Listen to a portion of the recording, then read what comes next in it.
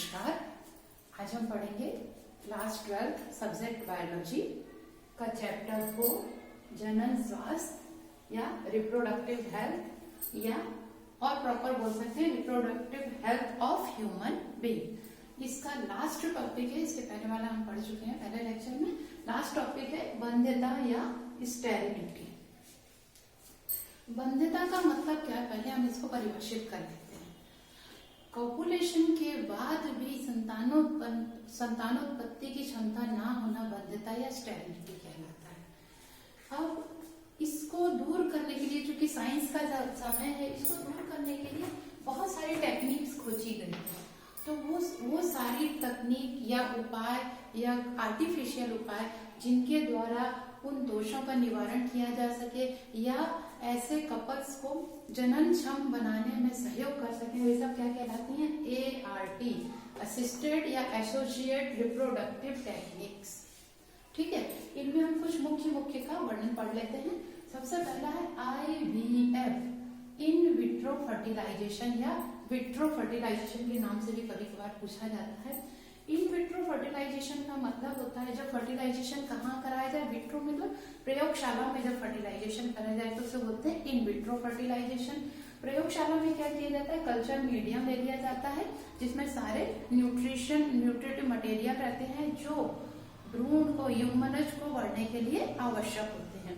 उस मीडियम में आर्टिफिशियल या सिरिंज के द्वारा फीमेल रिप्रोडक्टिव पार्ट लिए, इसमें क्या है, ये ओवरी है, ओवरी में से इसको कैच कर लिया जाता है ओवम को, या तो ओव्यूलेशन के बाद या ओव्यूलेशन के पहले भी सिरिंज के द्वारा उन्हें निकाल लिया जाता है। ओव्यूलेशन 14th डे होता है या तो उसी समय निकाल लिया जाता है, उसे कल्चर प्लेट में डाल दिया जाता है। फिर इसी तरह से किसको निकाला जाता है, शुक्राणुओं को भी निकाल लिया जाता है और कल्चर प्लेट में जहाँ अंडाणु रहते हैं वहां पे शुक्राणुओं को डाल दिया जाता है, उनमें फ्यूजन कराया जाता है।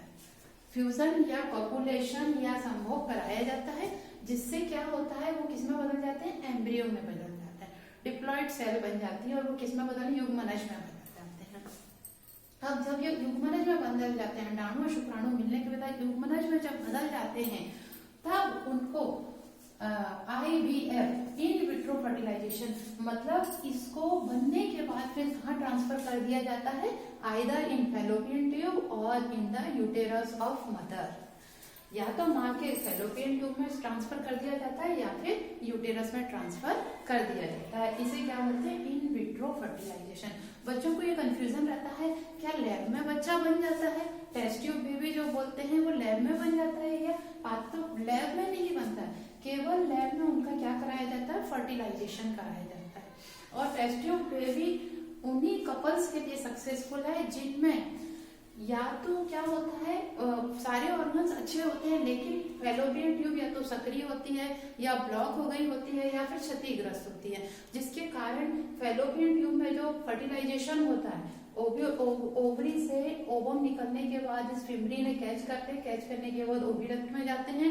ओविडक्ट में वो 3 या 4 दिन तक रहते हैं, 14th डे यहाँ से निकलते हैं और 3-4 दिन तक यहाँ रहते हैं। इस बीच यदि फर्टिलाइजेशन होता है तो वेजाइनल पोर्ट से कॉपुलेशन के द्वारा जो स्पर्म छोड़े जाते हैं वो स्पर्म ऊपर की ओर अपवर्ड मूवमेंट करते हुए फैलोपियन ट्यूब में जाते हैं और फिर यहाँ पे पहले से जो अंडाणु रहता है उसे क्या करते हैं, फर्टिलाइज करते हैं। इस प्रोसेस में कुछ प्रॉब्लम होता है, कई बार फैलोपियन ट्यूब बंद रहती है, तब क्षतिग्रस्त रहती है, या फिर गैमीट्स, फीमेल गैमीट प्रॉपर नहीं बन पाते हैं या फिर कम होते हैं या अस्वस्थ होते हैं, छोटे होते हैं, या मेल्स के जो शुक्राणु होते हैं उनको कितना होना चाहिए, 10⁻12 से लेकर 10⁻18 मिलियन होने चाहिए। अगर ये इससे कम होता है तो स्पर्म काउंट कम बोला जाता है। तो फिर जब स्पर्म काउंट कम होता है, इंसेमिनेशन में जो सीमेन छोड़ा जाता है उसमें स्पर्म काउंट कम होता है, तब भी बहुत सारे स्पर्म जो होते हैं वो यहाँ वहाँ क्षतिग्रस्त हो जाते हैं और प्रॉपरली फर्टिलाइजेशन नहीं हो पाता है। ऐसी परिस्थिति में IVF या इन विट्रो फर्टिलाइजेशन या इसी को दूसरा रूप बोलते हैं टेस्ट ट्यूब बेबी भी इन विट्रो फर्टिलाइजेशन किया जाता है। उसके बाद जब यहाँ पे दोनों का फर्टिलाइजेशन होते ही उसमें डिवीजन शुरू हो जाता है, तो लगभग 8 सेल्स का जब वो बन जाता है तो उसे तुरंत फैलोपियन ट्यूब में ट्रांसफर कर दिया जाता है। यही IVF है या फिर टेस्टिंग। एक और टेक्निक होती है GIFT, G for gamete intra fallopian transfer, GIFT। इसमें क्या किया जाता है, ऐसी मदर जिनमें गैमीट्स प्रॉपरली नहीं बनते हैं, फीमेल गैमीट क्या है, ओवम है, अंडाणु है, ये प्रॉपरली नहीं बनते हैं, क्षतिग्रस्त होते हैं, उन लोगों में क्या किया जाता है, गैमीट इंट्रा फैलोपियन ट्रांसफर। उनमें क्या किया जाता है, गैमीट को किसी और डोनर फीमेल से, दाता स्त्री से लेकर गैमीट को यहाँ पर ट्रांसफर कर दिया जाता है। ठीक है, जब गैमीट यहाँ ट्रांसफर हो जाता है उसके बाद फर्टिलाइजेशन हो जाता है, बाकी ऑर्गन प्रॉपर रहने से, स्वस्थ रहने से ये वाली टेक्निक उपयोग में लाई जाती है, जिनमें भी गैमीट प्रॉपर नहीं बनते हैं। उसके बाद यहाँ पर ट्रांसफर कर दिए जाते हैं गैमीट को, फिर फर्टिलाइजेशन होता है, फिर पूरा फर्दर मोरुला स्टेज बनती है, फिर ब्लास्टुला, फिर गैस्ट्रुला, फिर ट्री जर्म लेयर बनते हैं, फिर एम्ब्रियो बनता है, 280 डेज तक फिर वो गेस्टेशन पीरियड में यही रहता है, दैट इज फर्दर डेवलपमेंट। मुख्य चीज क्या है, GIFT मतलब गैमीट्स का ना बन पाना, तब इसको गैमीट्स को आर्टिफिशियली इंजेक्ट किया जाता है। इससे मिलता है दूसरा टॉपिक है ZIFT। यहाँ पे Z फॉर गैमीट है या Z फॉर जाइगोट है, बाकी पूरा भी जाइगोट इंट्रा फैलोपियन ट्रांसफर। ये तब किया जाता है जब गैमीट तो बनते हैं, लेकिन क्या होता है, गैमीट्स को जब जाइगोट में डाला जाता है, जब हम 8 कोशिकीय अवस्था से ज्यादा कोशीय अवस्था में जाते हैं तो उसे बोलते हैं जाइगोट इंट्रा फैलोपियन ट्रांसफर। यदि हम 8 कोशीय अवस्था से कम में डाल देते हैं तब तो यही डाल देते हैं फैलोपियन ट्यूब में, लेकिन जब हम 8 कोशिकीय अवस्था से ज्यादा में डालते हैं तब इसको बोलते हैं जाइगोट इंट्रा फैलोपियन ट्रांसफर। इसमें भी फर्टिलाइजेशन कराने के बाद आर्टिफिशियल फर्टिलाइजेशन लैब में करा लिया जाता है, क्योंकि ये ZIFT का उपयोग किया जाता है जब फ्यूजन प्रॉपरली नहीं हो पाता है। जिन कपल्स के अंडाणु शुक्राणुओं का फ्यूजन प्रॉपरली नहीं हो पाता है, उनके अंडाणु शुक्राणु का फ्यूजन कल्चर प्लेट में आर्टिफिशियली कराने के बाद जब वो जाइगोट बनना शुरू होता है, 8 ब्लास्टोमियर अवस्था तक पहुंचता है, 8 सेल्स अवस्था तक पहुंचता है, तब उसको फिर यहाँ पे फैलोपियन ट्यूब में ट्रांसफर कर दिया जाता है। फिर फर्दर डेवलपमेंट उसका यूटेरस, गर्भाशय या बच्चादानी या छत्तीसगढ़ी में सामान्य भाषा में कोटा बोलते हैं, उसमें होता है। और अगला टॉपिक है IUT, इंट्रा यूटेराइन ट्रांसफर। ये भी IUT भी लगभग वही है। इसमें क्या किया जाता है, जाइगोट को यूटेरस में ट्रांसफर किया जाता है।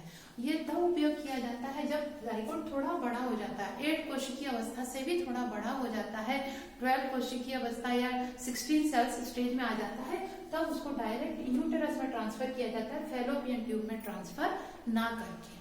थोड़ा और ज्यादा एडवांस्ड है, इसमें ज्यादा कॉम्प्लेक्स प्रोसेस है, तब उसको बोलते हैं IUT, इंट्रा यूटेराइन मतलब यूटेरस में ट्रांसफर। एक और टर्म है IAI, आर्टिफिशियल इंसेमिनेशन, कृत्रिम वीर्य सेचन हिंदी में बोलते हैं। ये तब किया जाता है जब ऐसे कपल्स के मेल में स्पर्म काउंट इससे कम होता है या फिर उनके रिप्रोडक्टिव ऑर्गन्स प्रॉपर डेवलप नहीं होते हैं, तो वे फर्टिलाइज नहीं कर पाते हैं फीमेल्स को, प्रॉपरली शुक्राणुओं का डिस्चार्ज नहीं हो पाता है। ऐसी स्थिति में भी क्या किया जाता है, उनको लेबोरेटरी में उनमें क्या कराया जाता है, फ्यूजन कराया जाता है। फ्यूजन कराने के बाद जैसे ही जाइगोट बन जाता है तो फिर उसको फिर से यूटेरस में, आइदर इन यूटेरस और इन फैलोपियन ट्यूब में ट्रांसफर फर्दर डेवलपमेंट के लिए कर दिया जाता है। एक और टर्म आपने बहुत सुना होगा, सरोगेट मदर, इसको होस्ट मदर भी बोलते हैं या नर्स मदर भी बोलते हैं। वो क्या होता है, एक प्रीति जिंटा और सलमान खान की एक फिल्म भी आई थी, उसमें बहुत अच्छे से इसको बताया गया था सरोगेसी को। सरोगेसी का मतलब क्या होता है, ऐसी फीमेल जिनका फैलोपियन ट्यूब प्रॉपर हो, अंडाणु भी अच्छे से बनते हो, शुक्राणुओं का काउंट भी अच्छा हो, मेल फीमेल सभी ऑर्गन अच्छे से हो, बट यदि उनका यूटेरस प्रॉपर साइज का ना हो, क्षतिग्रस्त हो, छोटा हो या फिर टेढ़ा हो, ऐसी स्थिति में ऐसी फीमेल्स में फर्टिलाइजेशन तो हो जाता है, प्रॉपरली फर्टिलाइजेशन हो जाता है, ओव्यूलेशन हो जाता है, ओवम आ जाते हैं, यहाँ पे फिर फर्टिलाइजेशन, यहाँ से फर्टिलाइजेशन होकर अंडाणु शुक्राणु मिल जाते हैं और फिर मोरुला से ब्लास्टुला स्टेज भी लगभग लेकिन जैसे ही मॉरुला या ब्लास्टुला स्टेज बनती है उसके बाद उनका यूटेरस के अंदर फर्दर डेवलपमेंट अच्छे से जब नहीं हो पाता है, ऐसी स्थिति में फर्टिलाइजेशन के बाद जैसे ही जाइगोट बनना शुरू होता है या एम्ब्रियो बनना शुरू होता है, उसको वहां से सिरिंज के द्वारा, नीडल के द्वारा निकाल लिया जाता है और ऐसी मदर के में डाल दिया जाता है जिसे नर्स मदर या सरोगेट मदर कहते हैं,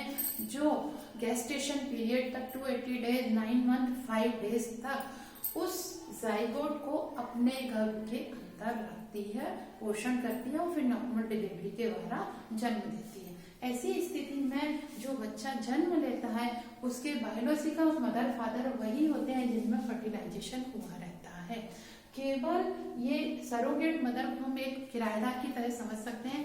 जैसे हमारा घर रहता है, हम अपने घर को किराए से दे देते हैं, घर हमारा ही रहता है, केवल उनको किराए से रहने के लिए दिया जाता है। उसी तरह से इसे सरोगेट मदर या किराए की कोख भी कहा जाता है, जिसमें बीच कपल्स का ही रहता है, केवल उसका डेवलपमेंट किसी और मदर के यूटेरस या गर्भ में किया जाता है।